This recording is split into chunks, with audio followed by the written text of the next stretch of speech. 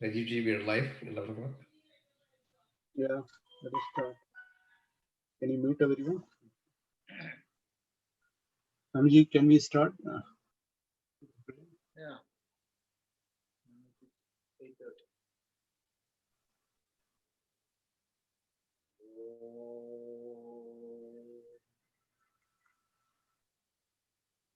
Guru Brahma, Guru Vishnu, Guru Devo Maheshwara, Guru Sakshat Param Brahma, Tasmai Shri Gurave Namaha. Om Sadashiva Samarambham Shankaracharya Madhyamam Asmadacharya Paryandam Vande Guru Parampara.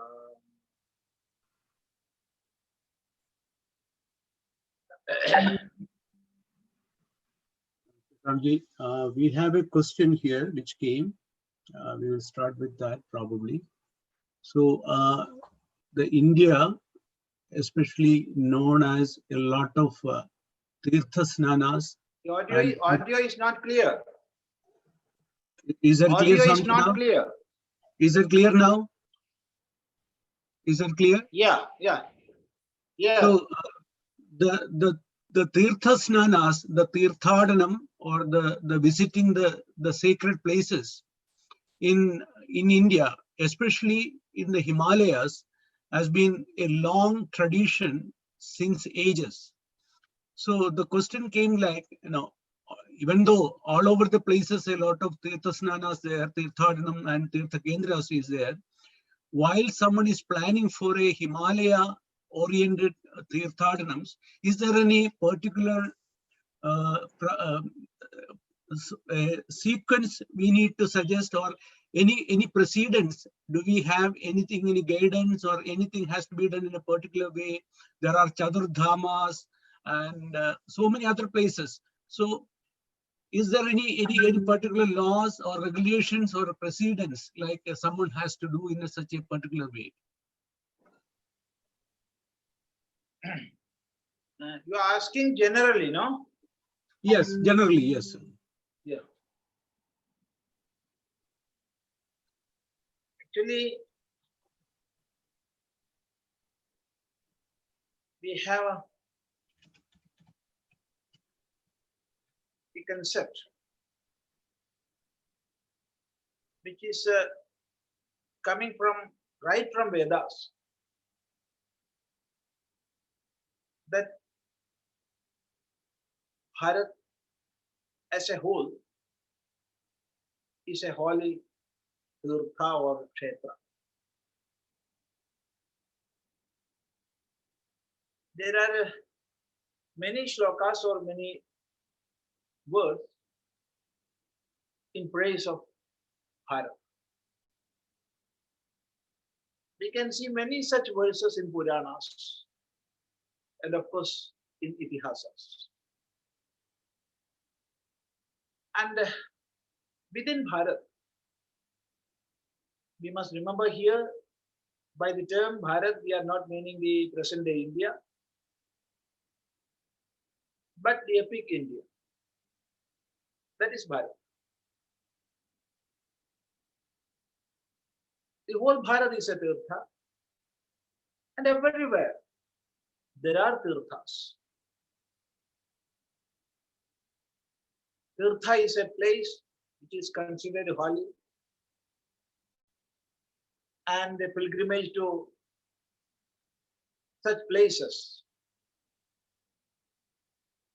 are considered as most virtuous task we can undertake. And from time immemorial, it is so. And within this Bharat Tirtha, there are so many Tirthas. So many. First to mention is of course Tirtha Raja. Tirtha Raja is Prayaga. That is the confluence of Ganga and Yamuna. And of course, we are considering the presence of Saraswati also. So it is Triveni Sangama. That confluence of Ganga and Yamuna. That is the Tirtha Raj, the king of all Tirthas. And Tirtha Guru is there. Tirtha Guru is Pushkara. It is in the present Rajasthan state. And we are taking Bharat as a Vastu Purusha.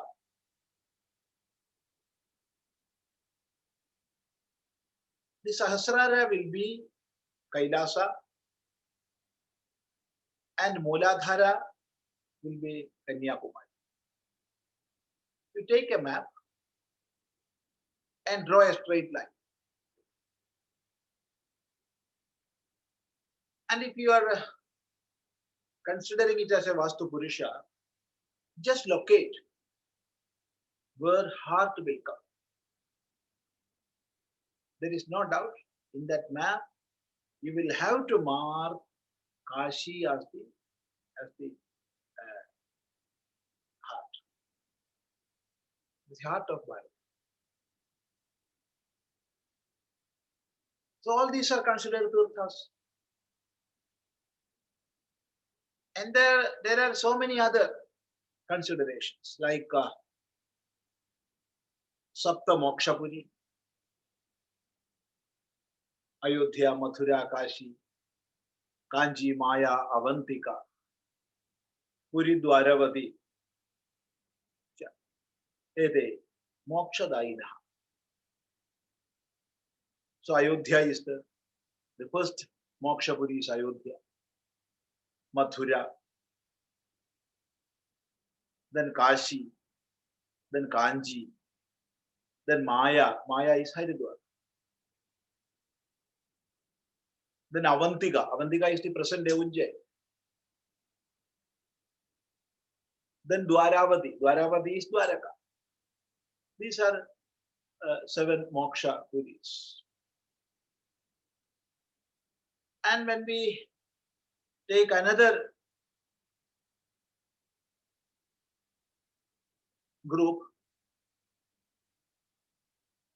we have to consider Chadurdhams. Chadurdhams are, we can start from east, Puri Jagannatha, then Rameshwara, then Dwaraka, and Badrinath. These are the Chadurdhams. And Dwadasha Jyotirlingas are there.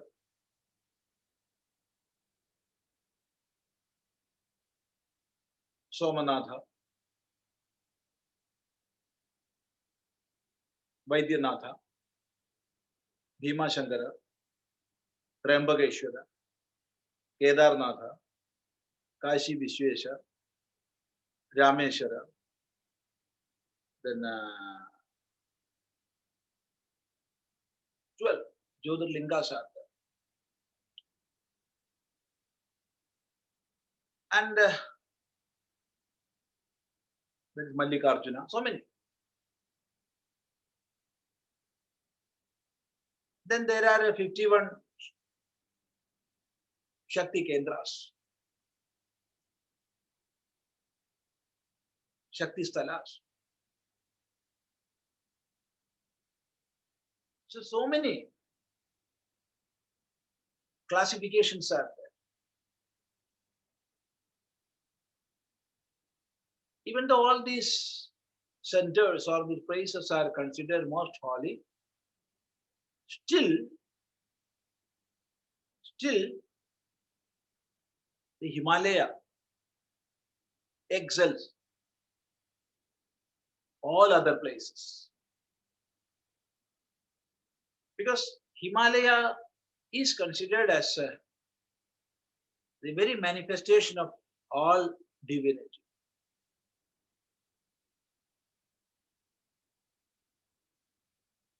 If divine presence is there, or divine presence is considered in all tirthas, Himalaya is that divinity itself. That is our belief. That is our tradition. And rightly, it is described by Mahakavi Kalidasa.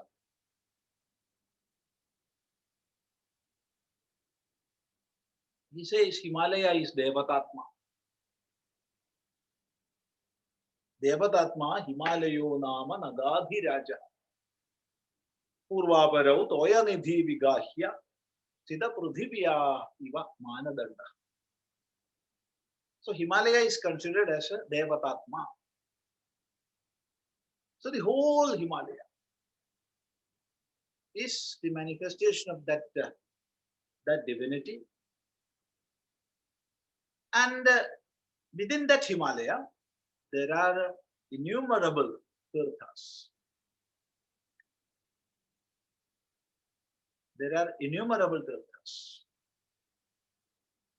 And while discussing about tirthas, we must have a clear picture that basically there are two types of tirthas. One is Chara Tirtha, the other is Achara Tirtha. Chara is moving, Achara is not moving, immovable.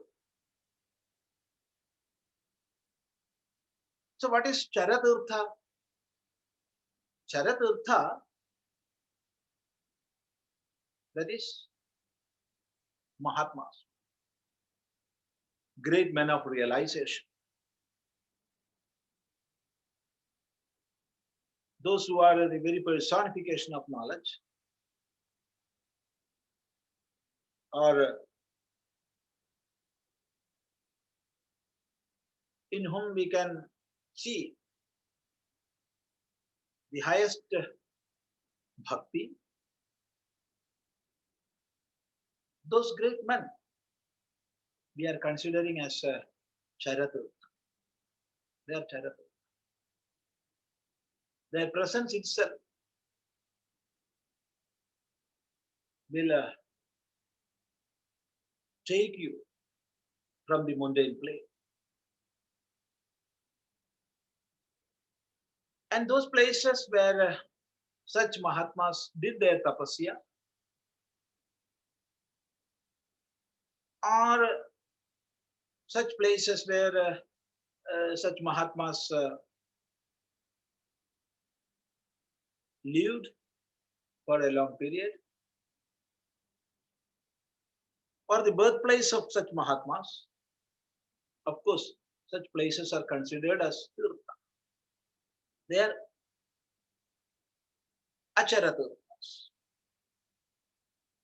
And of course, where there are great temples, or places recognized as places of spots of pilgrimage, such places are there,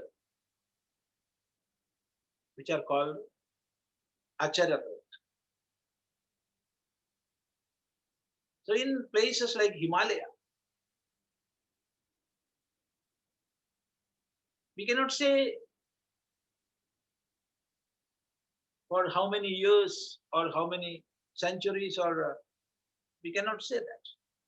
But in places like Himalayas, always great, great sages and sages, Charatirtha, will be moving around. So their presence, their satsangas, all are. that will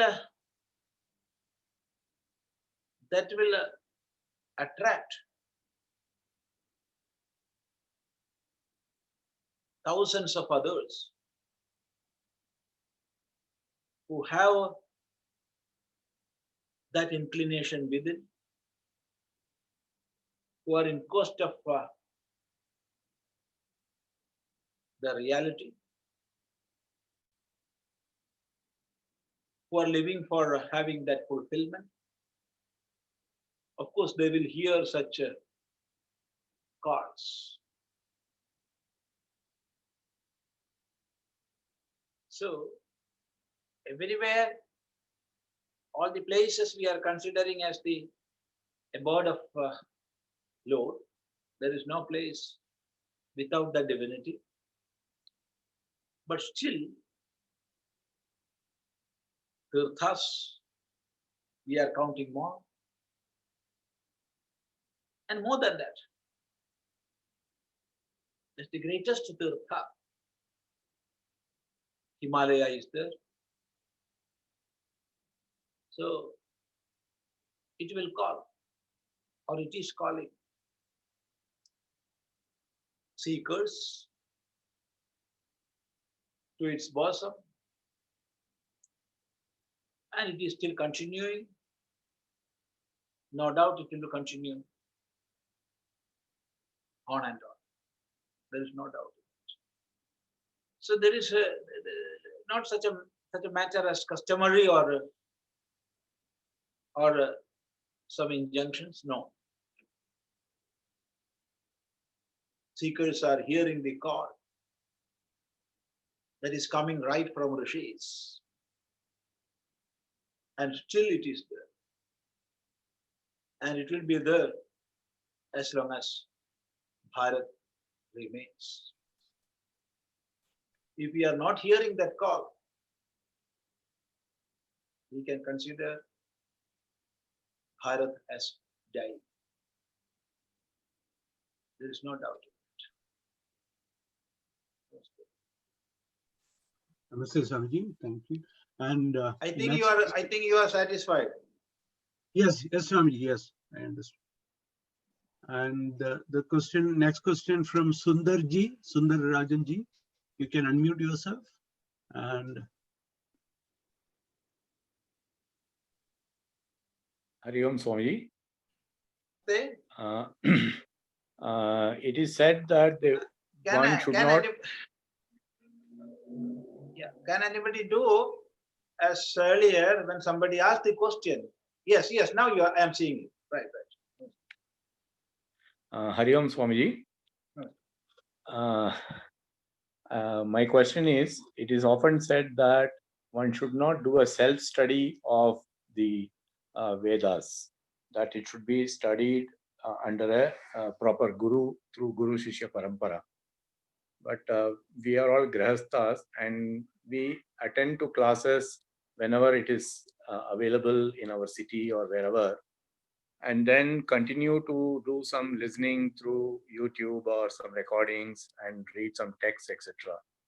So could you comment on whether this process is still how this process is going to help us, or is this enough or is this not enough?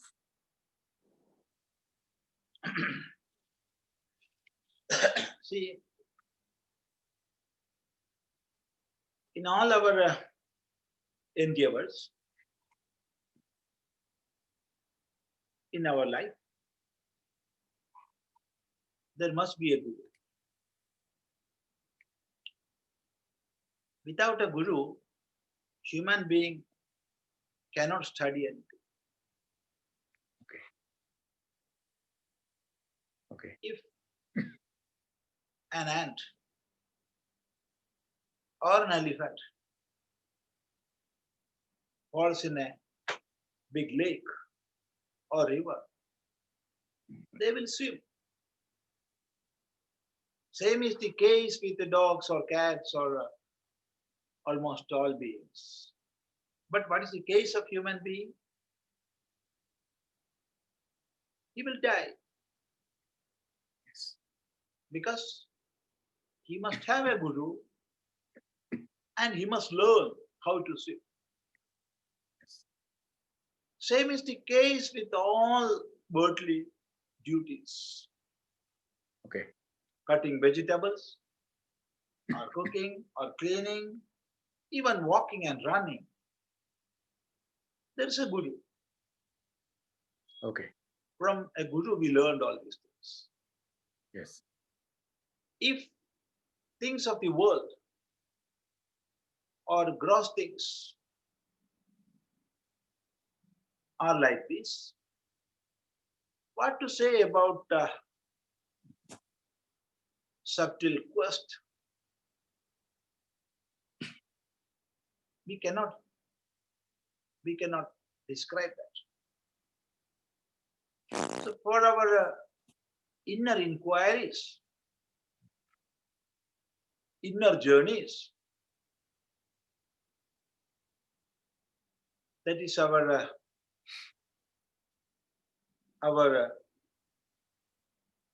inner traveling. We must have the help of a guru, a guidance from our acharya. It must be. So it is said we must have a guru in our sadhanas. And Bhagavan Bhashyakara goes up to the extent of warning us. Shastraknyaha api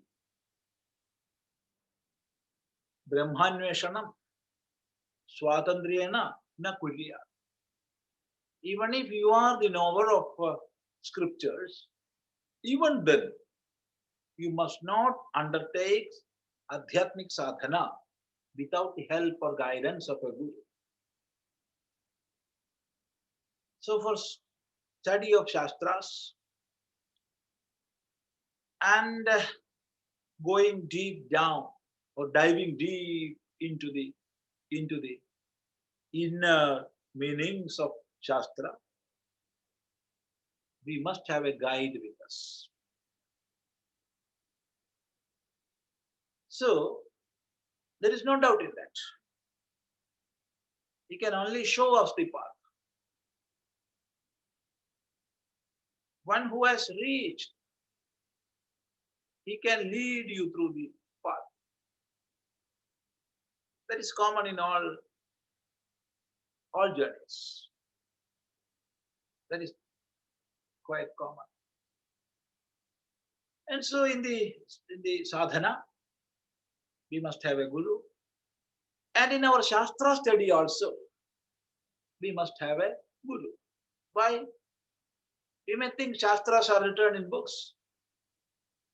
And if I know the language, why can't I do a self-study?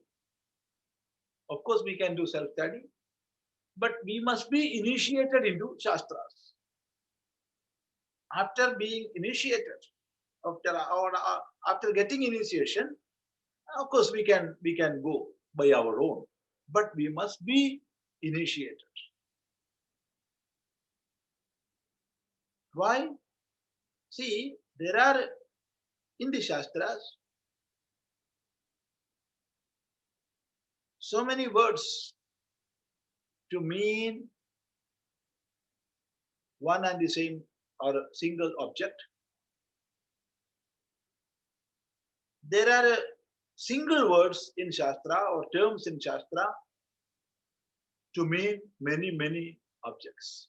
For example, you take the word prana. How many meanings have there? So many. To name Brahma, we are using prana. To name Ishvara, we are using prana.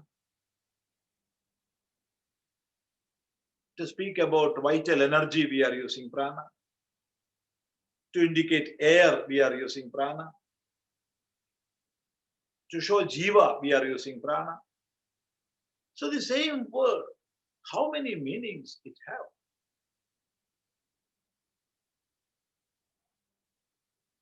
In the same way, there are many words to mean one thing.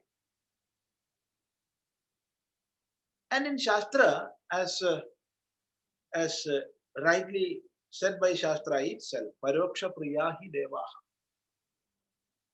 That is, in many a place in our Vedas, we will see usages in the reverse sense.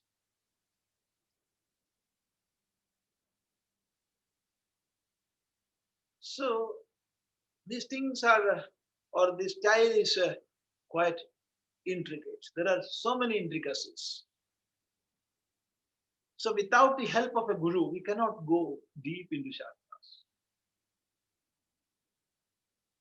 So in this practical world, when we are living in many countries and doing many duties, many works we are doing, and our situation or our surroundings are different.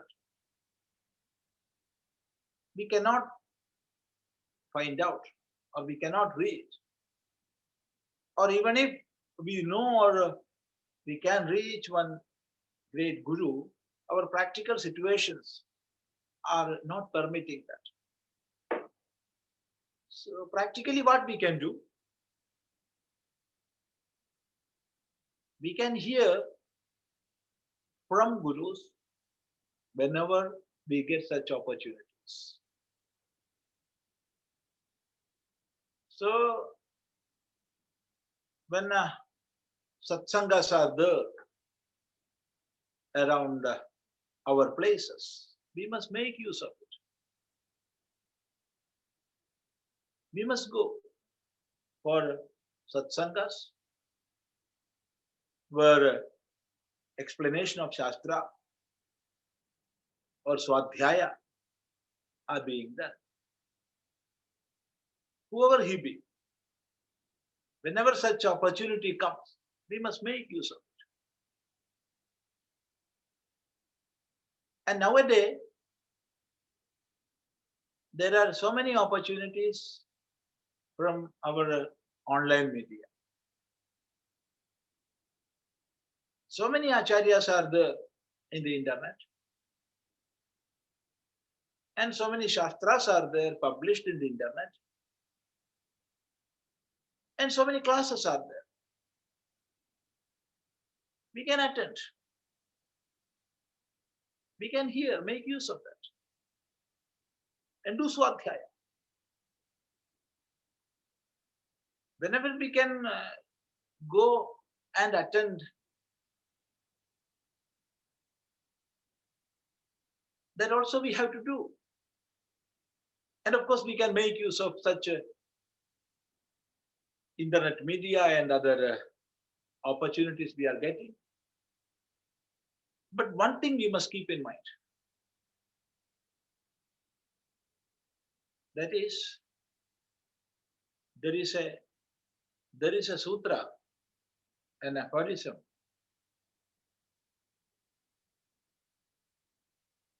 Bahushastra Guru Pasanepi Saradanam Shatpadavat. Bahushastra Guru Pasanepi Saradanam Shatpadavat. Bahushastra Guru Pasane api. If you are studying different shastras or many shastras, Bahu, and if you are hearing from many teachers, Guru Pasane, api, even then, Saradanam, you must take the essence. Like what? Shatpadavad, like the bee, honey bee. So you can hear from whichever circumstance you can, from whichever guru you can. But you must take the essence only. And that too, there is a condition. like a honeybee. Honeybee will sit here and there.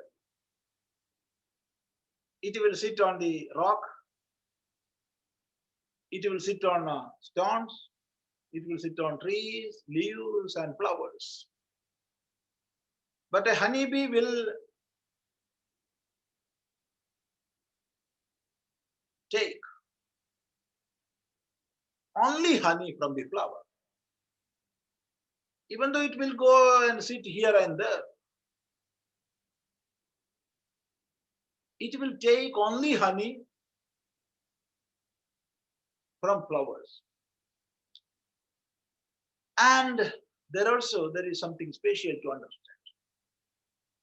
The honey of one flower will be distinct and it will be different from the honey of another flower.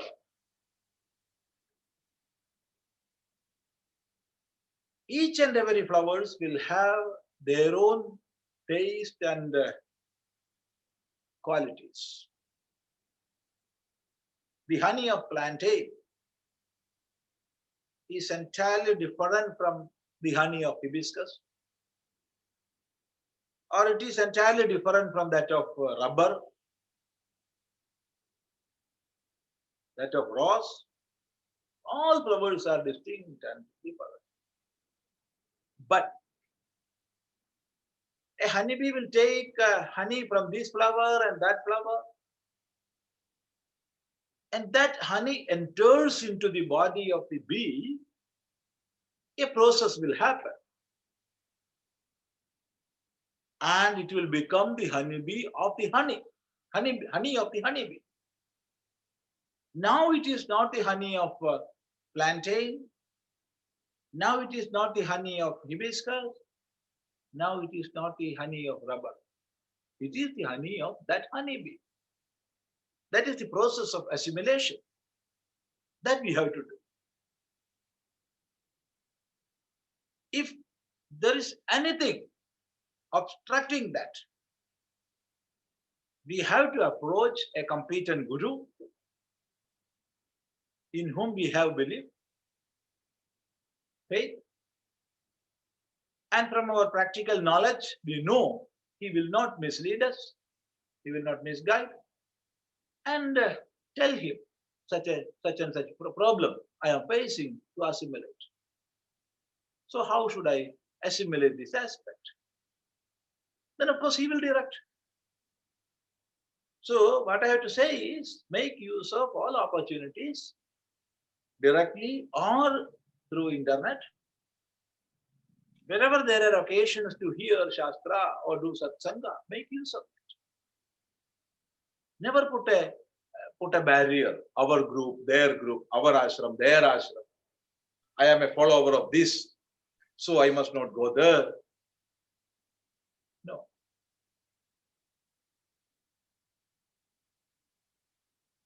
That is the answer. I think it is clear. Absolutely clear, Swamiji. Thank you so much. Namaste, Swamiji. The Namaste. next question comes from Ramesh ji. Namaste, Swamiji. Namaste. Okay. Swamiji, I have heard references where, north of the part of Bharat, which is north of Vindhyas, referred to as Punya Bhumi. Is it because avatars like Rama and Krishna lived there or born there? And is it because there, the temple rituals, like you can touch the deity, whereas South India, there is a separate area where you have to energize. Is that one of the reasons? I am worshipping Bharat Mata. I am considering Bharat as my mother. And therefore, I cannot cut her head and worship it. I cannot cut her legs and worship it. I cannot remove her bellies and worship it. No. I am worshipping the Bharat Mata as a whole. So I cannot consider South India or North India or East India or West India as most holier. No, I cannot consider. I cannot take so. I am taking Bharat as one whole,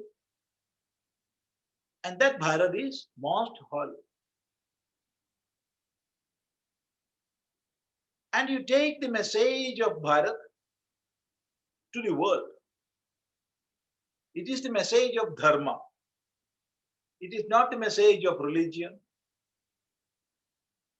It is not any fragmented philosophy or mysticism. No. As a whole, you take the message of Bharat to the world. Then America is holy. Then Europe is holy. Then Africa is holy. Then Arabia is holy.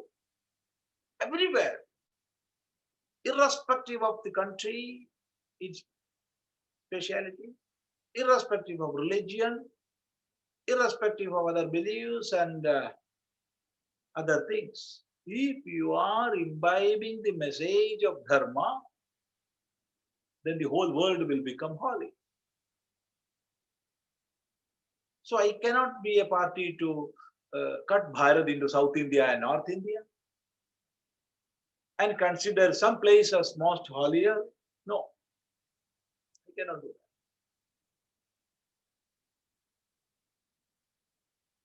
Birthplace of Shankaracharya, birthplace of Ramanuja, birthplace of Madhvacharya, Vallabhacharya, Nimbarkacharya, Panini, Patanjali, and you take thousands and thousands of rishis, and you take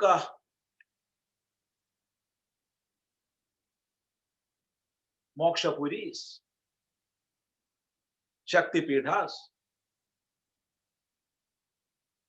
Chadurdham,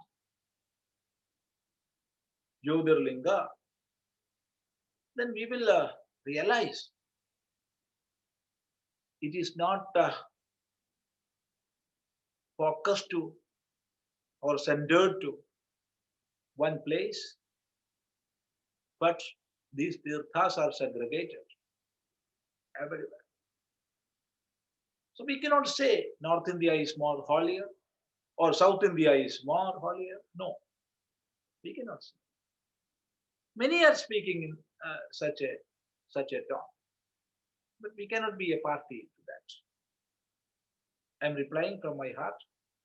This is my inner conviction.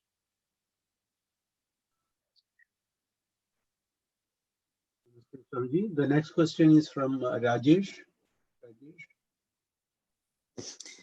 Namaste, Swamiji. Namaste.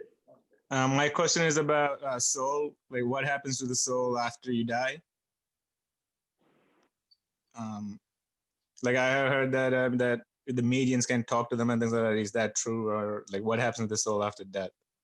What? What happens to the soul after you die?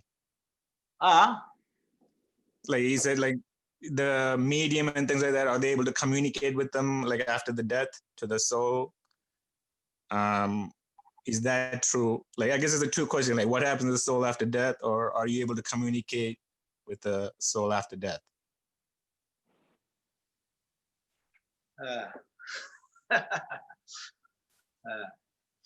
In the Veda, there is a mantra. Devairatravi vijigitsidam pura. This is a question. This is a riddle. Even devas, they do not have a clear answer to this. Devairatravi vijigitsidam. Even they have doubt. This is such a question. When Yama replied to Nachiketa,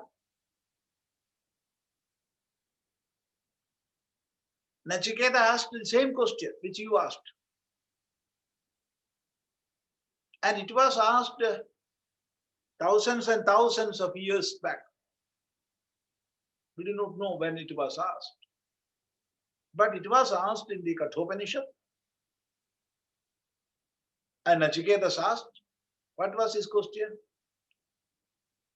Yeyam prete vichikitsa manushye asti tyeke nayam asti iti chaike edat vidyam anushishtastoyaham. This was the question. Some says after death,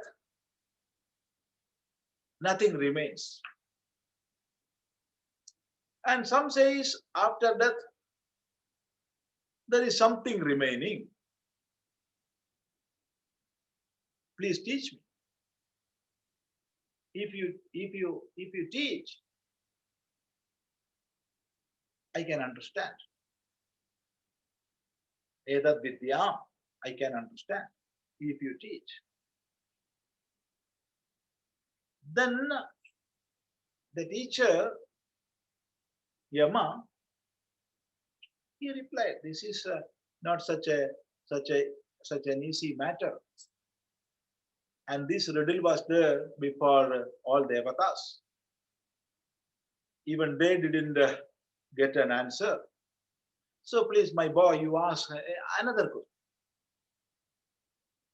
And I can give you the whole wealth of this world. I can make you the emperor of the three worlds. I can give you all celestial things, wealth, music, dance, angels, all, everything. I can assure you, as long as I am ruling as the Yama, you will not die. This assurance also I am giving. So, my boy, you ask something else. And what use you have in knowing this after death, what happens? What is the use in that? But even after hearing all this, Nachiketa, he sticked. He was sticking to that same question. He didn't change that. He said, so many wealth you have to offer, you can take it. I don't want that. I want the reply to that question.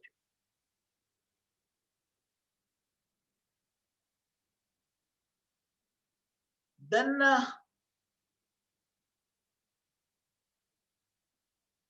again, in some other ways also, Yama tested Nachiketa. And he found he is competent to get the answer. And after finding him a competent Shishya, then he started teaching.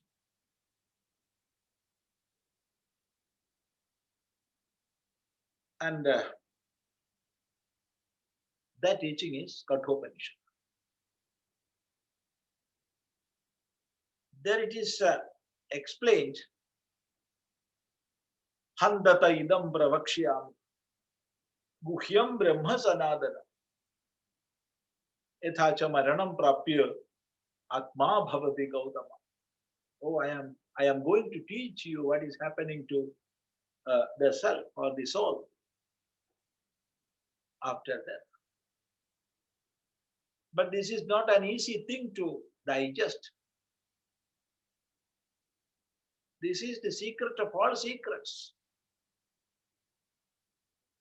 Even then, as you are competent enough to understand, I am teaching. And in the teaching, what Yama teaches, first, the self have no birth and death. The self, which is Atman, they have no birth and death. Na jayade mriyade va. That is the reality. But still, there is there is a Jiva Bhava that is an identification with the body, mind, intellect, and of course with the prana. And when that identification is there, there is a feeling of I, one I-ness. Of course, there is the basal thing, that is the self. And with that body, mind, intellect complex is there, prana is there. When all these are connected together because of that identification, then we are calling it as Jiva. Of course, Jiva have birth and death. Jiva, while living in this body, it is doing many karma, good and bad. And according to karma, it is accruing the result, the fruits. And this fruit of karma is stored in the form of inscriptions in the chitta, that is the mind step. And what sort of samskaras, inscriptions are there within us, or we have collected? According to that, we will get our next body, mind, intellect complex. So in between that is getting out of one body and getting the next body. What is the state? We cannot say that. Because in between this time and that time means we are considering the time factor. And we are cognizing time from this world, from this waking state. So time according to us are limited to the waking state. It is special to waking state. What about dream state?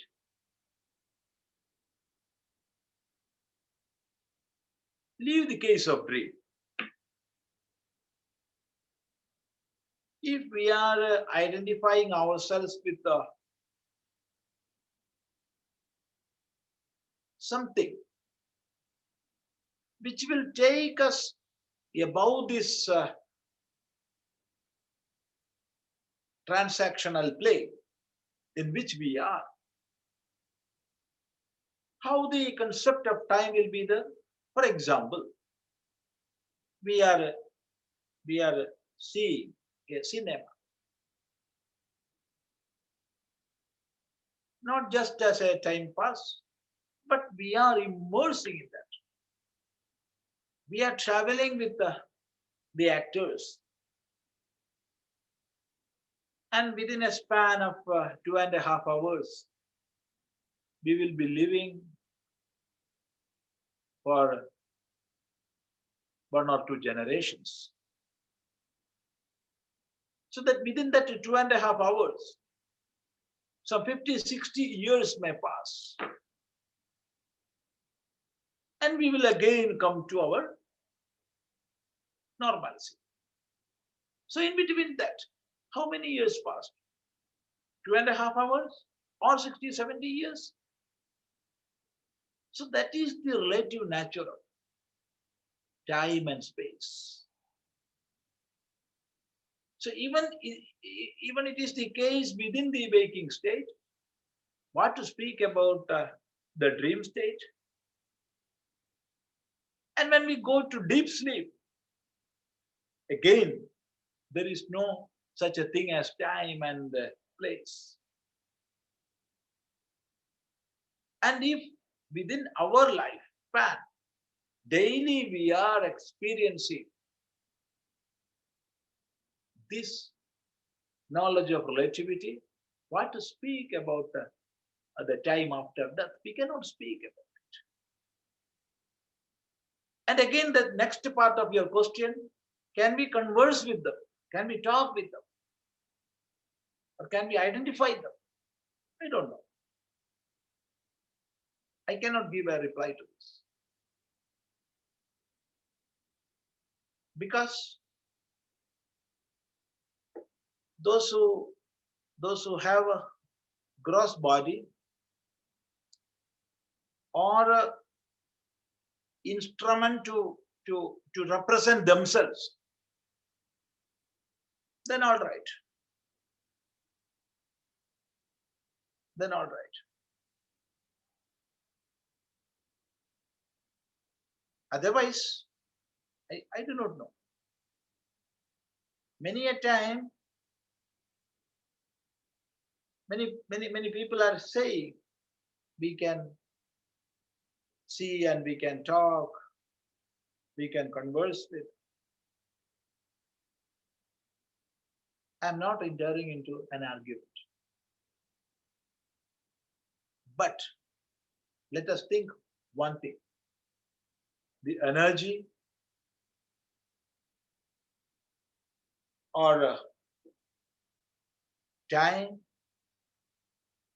we are spending to have such conversations, if we are practically using that for our own emancipation, our own fulfillment, we can go above this transmigration. Be focused on that. Be focused on that. That is my reply. The other things I do not.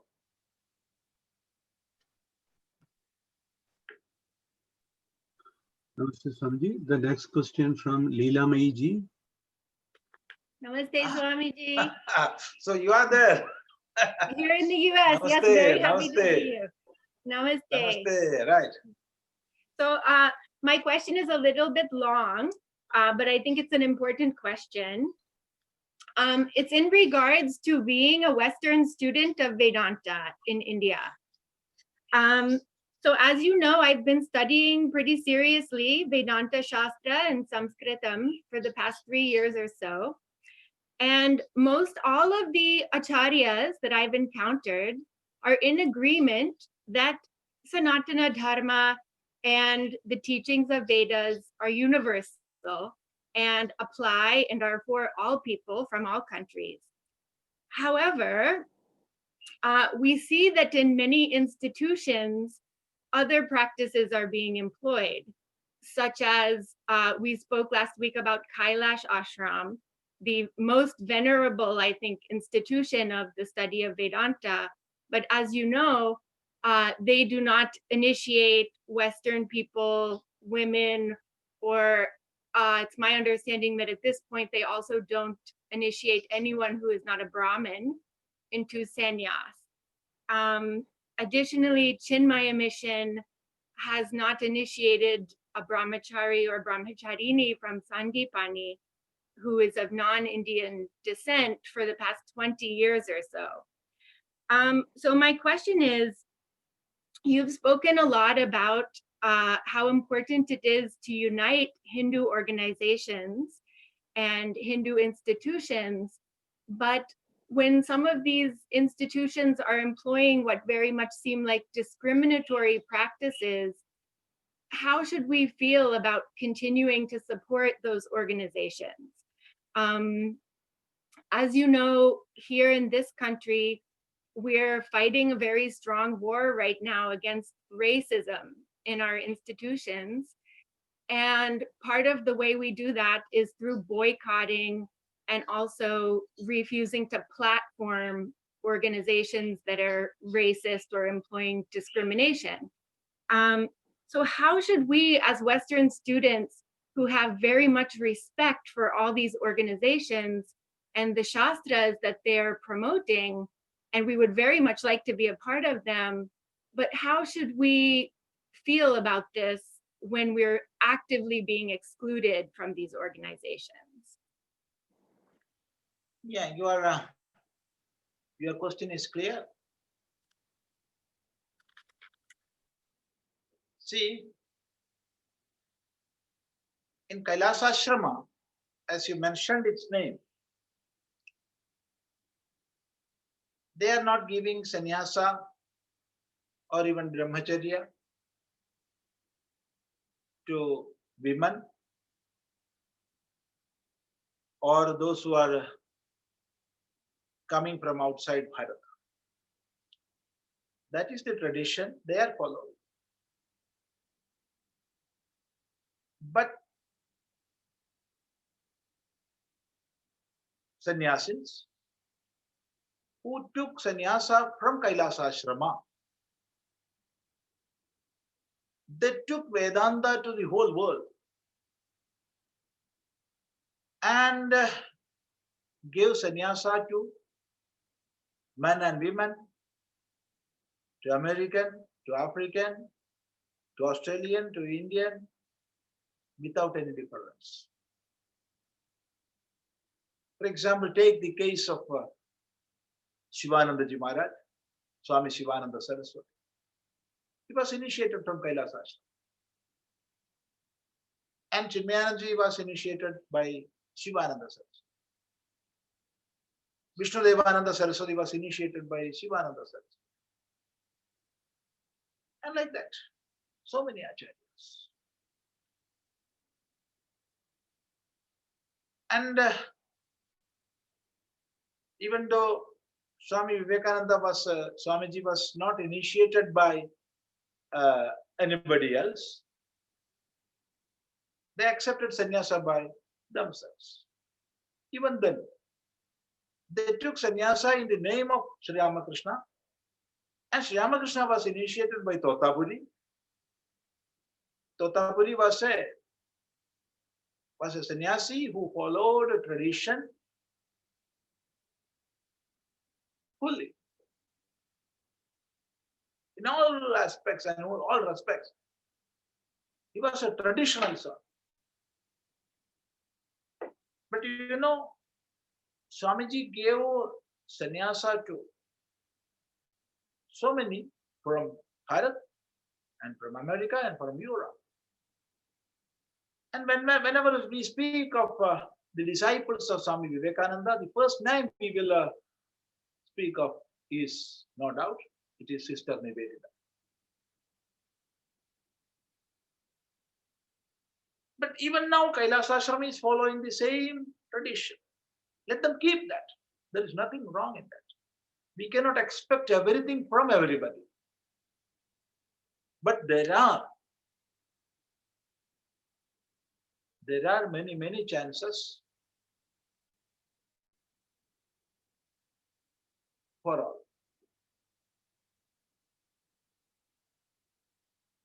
There must be some places where the tradition is kept intact. It must be there. It must be there. That is my belief. But to disseminate that knowledge, which is coming from that source, there will be so many acharyas, and they are spreading this knowledge everywhere. And now in this world, in almost all parts of this world, Vedanta is being taught, and students are initiated everywhere.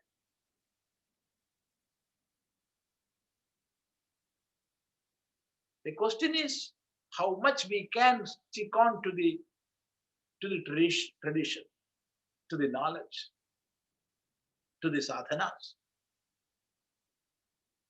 If you can, there is practically no difference between man and woman.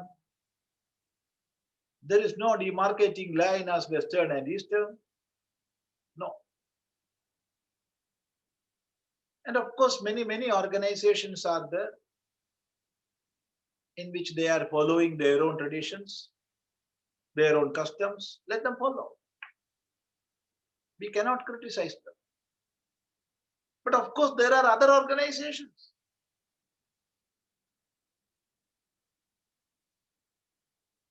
Go to purchase vegetables to a vegetable shop. Don't go to a shop where rice is being transacted. Of course, we must have rice. We must have wheat. We can go there. So approach a place where it is available. Everything is not available everywhere. So traditions are there, systems are there, and it depends on many other factors. So we cannot go to the internal affairs of any organization, or we cannot name any organization. So if we are sticking on to our quest, there is no doubt at right time or at the apt time, we will get a guru. We will get what we want or what is required for our own fulfillment. If the thirst is there within, a sadhaka must keep that intact. There is no doubt in it. So as far as a man of knowledge, real knowledge, man of course means woman and man.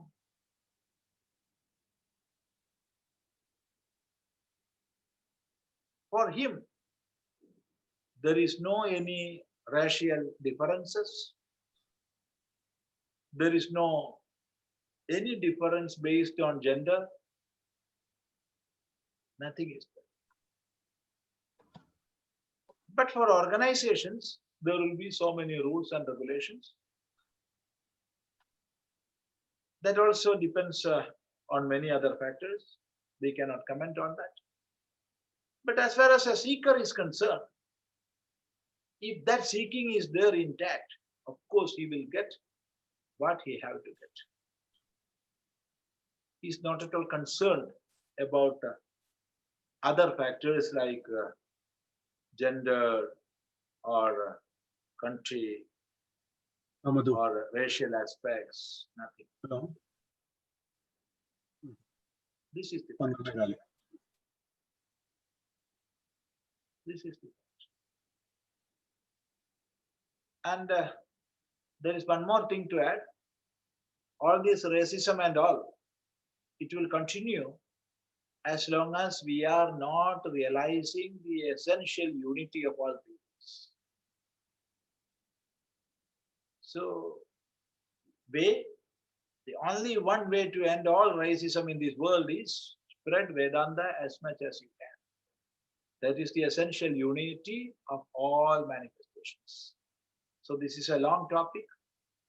We have to discuss more and more. But now I think even now it is 9:34 here. What is time there? I don't know. However, it is 4 minutes delayed. So today we can conclude. And the next week we can continue. Namaste, Swamiji. With your prayer, we will conclude. Om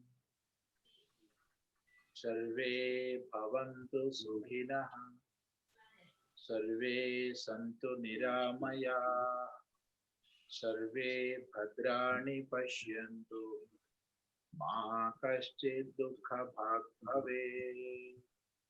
Om Shanti Shanti Shanti.